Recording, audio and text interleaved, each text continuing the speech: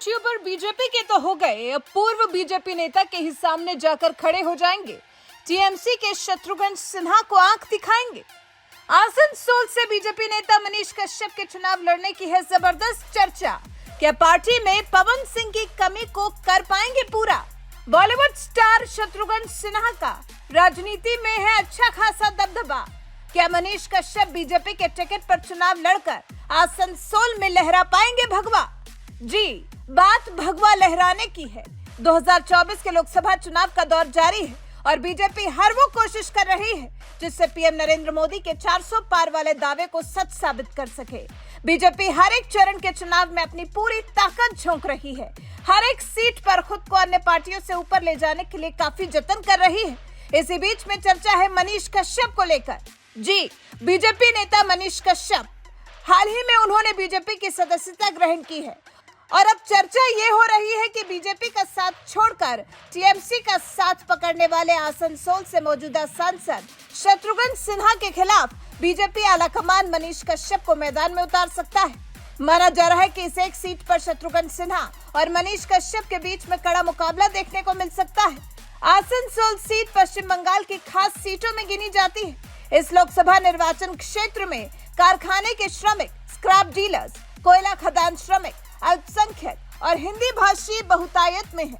यहाँ करीब 50% आबादी हिंदी भाषी है और चुनाव में वो अहम भूमिका भी निभाते हैं। ऐसे में अभी पिछले कुछ दिन में बिहार से आने वाले मनीष कश्यप ने जिस तरह से अपनी छवि को निखारा है, ऐसा अनुमान लगाया जा रहा है कि बीजेपी शत्रुघ्न सिन्हा के खिलाफ इन्हें लड़ाने पर विचार कर रही है। हालांकि खुद को सन ऑफ बिहार बताने वाले मनीष कश्यप ने पश्चिमी चंपारण सीट से निर्दलीय चुनाव लड़ने की तैयारी की थी। चुनाव प्रचार भी शुरू कर दिया था, लेकिन उससे पहले ही उन पर बीजेपी आलाकमान की कृपा हो गई और मनीष कश्यप ने बीजेपी का कमल थाम लिया। बेतिया जिले के रहने वाले मनीष कश्यप उस वक्त चर्चा में आए थे जब फर्जी वीडियो वायरल मामले में उन्हें पुलिस ने गिरफ्तार कर लिया था। मनीष कश्यप को करीब 9 महीने जेल में बिताने पड़े थे। उससे पहले ही वो एक सफल यूट्यूबर की पहचान रखते थे, लेकिन अब मनीष कश्यप एक राजनीतिज्ञ बन चुके हैं। केवल बिहार ही नहीं बल्कि हिंदी स्पीकिंग बेल्ट में वो काफी पसंद भी किए जाते हैं। उनकी अच्छी खासी पॉपुलैरिटी है, तभी तो कहा जा रहा है कि मनीष कश्यप के इस फेम का बीजेपी इस्तेमाल कर सकती है और पश्चिम बंगाल में शत्रुघ्न सिन्हा के खिलाफ चुनावी मैदान में उन्हें उतार सकती है। आसनसोल वैसे तो लेफ्ट का गढ़ रहा है। साल 1957 में कांग्रेस के उम्मीदवार मोहनदास यहाँ से सांसद निर्वाचित हुए थे। 1989 से लेकर 2004 तक इस सीट पर लेफ्ट के सांसद रहे। माकपा के विकास चौधरी, हराधन राय और बंश गोपाल चौधरी भी इस सीट से सांसद रहे, लेकिन साल 2014 में बीजेपी के बाबुल सुप्रियो ने लेफ्ट से ये सीट छीनकर अपने नाम कर ली थी, जिससे बीजेपी की उम्मीद बढ़ गई थी। हालांकि बाबुल सुप्रियो के सीट छोड़ने के बाद फिर यहाँ उपचुनाव भी हुआ था, जिसमें बतौर तृणमूल कांग्रेस उम्मीदवार शत्रुघ्न सिन्हा ने अपने नाम का झंडा गाड़ दिया था। हालांकि अब इसी झंडे को हटाकर यहाँ भगवा लहराने के लिए मनीष कश्यप के नाम की चर्चा बहुत ज्यादा है।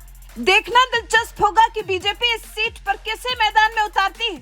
वैसे जानकारी के लिए आपको बता दें कि पश्चिम बंगाल की इस हाईफाई सीट पर 13 मई को मतदान किया जाएगा और आपको भूलना ये भी नहीं चाहिए कि आसनसोल वही सीट है जिस पर पवन सिंह ने चुनाव लड़ने से इनकार कर दिया था।